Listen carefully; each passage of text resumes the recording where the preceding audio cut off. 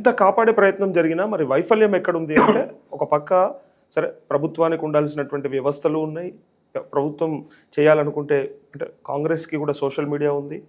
కావాలనుకుంటే మరి ఇంత పెద్ద యంత్రాంగం ఉండి కూడా మరి ఎందుకు ప్రొజెక్ట్ చేసుకోలేకపోతుంది? అంటే కాపాడిన విషయాన్ని ఎందుకు చెప్పలేకపోతుంది? ఎక్కడుందా ల్యాబ్స్ అంటే? Negative news go faster than the positive news.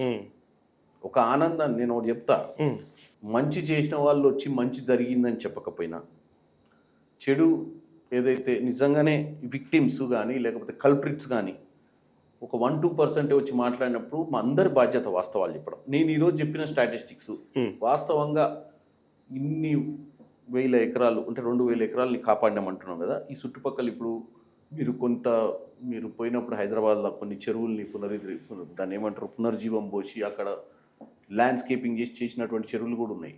వాళ్ళు అక్కడ ఉన్నటువంటి ప్రజలు ఈరోజు అక్కడ నడవగలుగుతారు. గతంలో అక్కడ నడిచే పరిస్థితి కూడా వాళ్ళందరూ కూడా అప్రిషియేట్ చేస్తూ మాట్లాడితే కొన్ని లేఅవుట్లల్లో పార్కులు కబ్జా అయిపోయి అక్కడ పిల్లలు ఆడుకోనికే జాగాలు కూడా లేకుండే.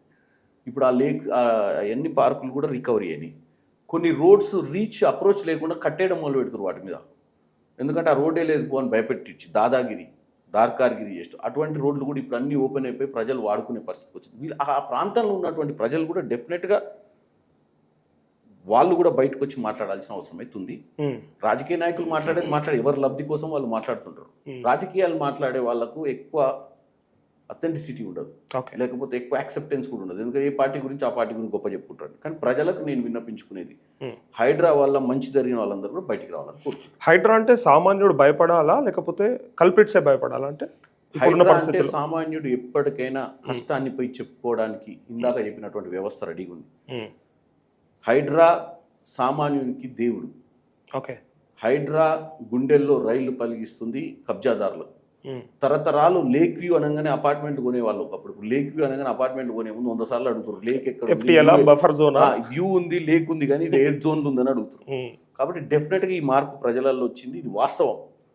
ఒకప్పుడు ఎంత తక్కువ రేట్ వస్తుంటే భూమి కొనాలో అపార్ట్మెంట్ కొనాలనో లేకపోతే ఇండిపెండెంట్గా ఒక ఇల్లు కొనాలన్నా కానీ ఆలోచన లేకుండా ఇప్పుడు కంపల్సరీ FTL అనేది అర్థమైంది, బఫర్ అనేది అర్థమైంది, ప్రతిదీ అర్థమైంది. రివర్ బెడ్ అంటే అర్థమైంది. ఇవన్నీ ఎందుకు అర్థమైంది? అర్థం కంటే ఎక్కువ భయమైంది. ఈ యొక్క హైడ్రాను ఫస్ట్ ఏ విధంగానైతే కూల్చివేతలు చూసిరో అసలు ఎందుకు కూల్స్తారో కొద్ది గొప్ప అర్థం చేసుకున్న వాళ్ళు వచ్చి మాట్లాడతలేరు.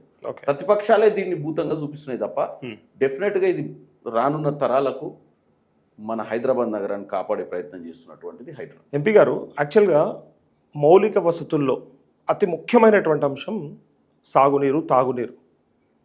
ఈ రెండిటి విషయంలో అంటే చెరువులు లేదా నాలాలు, కాలువలు ఇట్లాంటి వాటిని కాపాడే పని పర్టికులర్గా ప్రభుత్వమే చేస్తుంది కూడా. సో ఇప్పటి వరకు హైడ్రా పేరుతో కాపాడినవి ఎన్ని ఎకరాలు లేదా ఎంత చెరువులు, ఎంత వ్యాసార్థం అంటే ఏం చెప్తారు? 2 సంవత్సరాలు కాకముందే హైడ్రా పనితనం నేను చెప్పడం కాదు, వాస్తవంగా అక్కడ ఉన్నటువంటి ప్రజలకు తెలుసు. ఎక్కడ బతుకమ్మ కుంట ఫర్ ఎగ్జాంపుల్, బతుకమ్మ కుంటలో టోటల్గా అక్కడ 5 acres ల్యాండ్ని సేవ్ చేసి అక్కడ దాన్ని టోటల్గా డెవలప్ చేసారు. ఇప్పుడు బతుకమ్మ కుంటకు పోతే దాని పరిస్థితి మీకు క్లియర్గా కనపడుతుంది. ఒకనాడు ఏం లేకుండా ఏం లేని బతుకమ్మ. మీరు బుమ్రక్ ఉద్దీన్ దవ్లా లేక్ అని ఉంది. ఈ లేక్ నియర్లీ ఒకప్పుడు 4.5 acres విస్తీర్ణంలోనే ఉండే కబ్జాలకు గురై.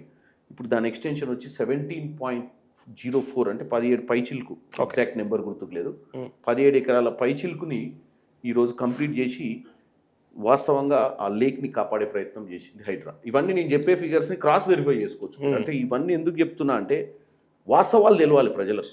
ఇకపోతే మూడోది అందరికీ తెలిసినటువంటి కుక్కట్పల్లిలో నల్ల చెరువు, లేదా ఏమంటారు తమ్మిడికుంట లేక్ ఒకటి, లేదా సున్నం చెరువు, వెరీ కామన్లీ నోన్ నేమ్ చెప్తున్నా, లేదా నల్ల చెరువు ఉప్పల్ దగ్గర నల్ల చెరువు. ఇవి నేను కొన్ని ఎగ్జాంపుల్సే చెప్తున్నా. ఇట్లా చాలా వరకు phase 1, phase 2, phase 3 నేను చెప్పేది ఓన్లీ phase 1లో చేసినటువంటి పరిస్థితి చెప్తున్నా. ఎందుకంటే చాలా వరకు 1300 ఎకరాలు నేను చెప్పిన దాంట్లో దగ్గర మీరు నల్ల చెరువు కుక్కట్పల్లి చూస్తే 14 ఎకరాలు ఉన్నదాన్ని 30 ఎకరాలు చేసారు.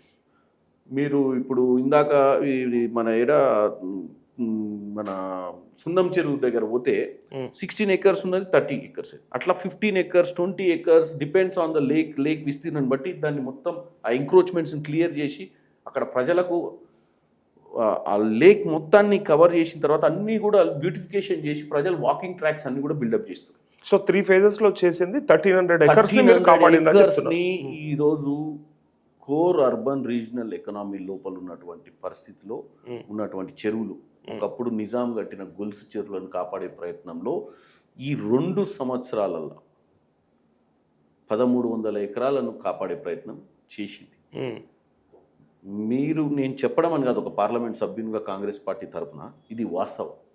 మరి ఇది ఎవరు మాట్లాడాలి? కానీ కూల్చిన సందర్భంలో పేదవాడి అరుపులు ఏడుపులు గగ్గోలు మాత్రమే వినిపిస్తోంది, కానీ మరి ఇక్కడ కాపాడినప్పుడు వాళ్ళ నుంచే వస్తున్నటువంటి స్పందన ఎందుకు కనపడట్లేదు? అంటే ఎక్కడ మీకు ఒక్కటే గ్యాప్ వచ్చిందంటే మీకు ఒక్కటే చెప్తున్నాండి, చెడు తొందరగా ప్రచారంలోకి పోతుంది, మంచి చిన్నగా ప్రచారంలోకి పోతుంది. నష్టం జరిగినప్పుడు, ఎవరైనా బాధలు ఉన్నప్పుడు ప్రతిపక్ష పార్టీలు కానీ రాజకీయ లబ్ధి కోసం చేసే ప్రచారాన్ని వాళ్ళు దాన్ని పెయిడ్ ప్యాకేజెస్ కింద వాడుతారు. మంచి జరిగినప్పుడు మేము మంచి చేస్తున్నాం, ఒక 100 మందికి నష్టం జరిగితే ఒక 10,000 మందికి మంచి జరుగుతుంది ఈ హైడ్రా వల్ల. ఈ 10,000 మంది కూడా కొంత దగ్గర టెస్టిమోనియల్స్ ఇచ్చారు. వాళ్ళ దగ్గర పార్కుల్ని కాపాడినప్పుడు అక్కడ గవర్నమెంట్స్ అసలు లంగ్ స్పేస్ లేదు మన దగ్గర, ప్రతి ఖాళీ జాగాని కబ్జా చేసిర్రు దుండగులు, అంటే ఎస్పెషల్లీ రియల్ ఎస్టేట్లో మాఫియా. ఈరోజు అన్నిటినీ కాపాడితే ఆ ఏరియాలో ఉన్న ప్రజలకు అసలు స్పేసే లేదు ఆడుకోవడానికి. పిల్లలు పెరుగుతున్నప్పుడు ప్రతి దగ్గర పార్కులు ఉండాలి, ప్రతి దగ్గర వాళ్ళకి ఫెసిలిటీస్ క్రియేట్ చేయడానికి గవర్నమెంట్ దగ్గర యాక్సెస్ ఉన్న భూమి ఉండాలి. ఈరోజు ఆ భూమిని క్రియేట్ చేస్తుంది హైడ్రా. చాలామంది టెస్టిమోనియల్స్ ఇచ్చిర్రు ఇక్కడ కాలనీస్లల్లో. గతంలో మేము కొన్నప్పుడు బిల్డర్ మాకు బ్రహ్మాండంగా ఇక్కడ పార్క్ వస్తుంది, ఇక్కడ మీ ఇల్లు ఉంటుంది, తర్వాత పార్కులో ఇల్లులు కట్టిర్రు. పార్కులన్నీ సరెండర్ చేస్తారు, గ్రామ పంచాయతీలో ఒకటి ఉంటే గ్రామ పంచాయతీ సరెండర్ చేస్తారు, లేకపోతే మున్సిపాలిటీ సరెండర్ చేస్తారు. తర్వాత ఎవరు పట్టించుకోవట్లేరు అధికారులు అని చెప్పి ఆ లేఅవుట్లనే ఆ పార్కుల్ని కబ్జా చేసి బిల్డింగులు కట్టే ప్రయత్నమో, లేకపోతే ప్రైవేట్ ఫంక్షన్ హాల్ కట్టుకునే ప్రయత్నమో, సొంత ప్రాపర్టీ అని చెప్పి చలాగమని ఇవ్వడమో, ఎవరిని లోపల రానియకుండా దానికి గోడలు కట్టడమో. ఏదో కొన్ని రోడ్స్ ఉంటాయి, డెడ్ ఎండ్ రోడ్ ఉంటే ఆ డెడ్ ఎండ్ రోడ్డే కదా అని ఆ రోడ్ని మాదే అని చెప్పి దాన్ని కబ్జా చేసినటువంటి పరిస్థితులు. అట్లాంటి కాలనీస్ అంటే 150 houses ఉన్న కాలనీస్ కానీ 300 houses ఉన్న కాలనీస్లలో కానీ ఇట్లాంటి అన్నీ కూడా క్లియర్ చేసింది హైడ్రా. వాళ్ళందరికీ తెలుసు హైడ్రా ఏం చేస్తుందో.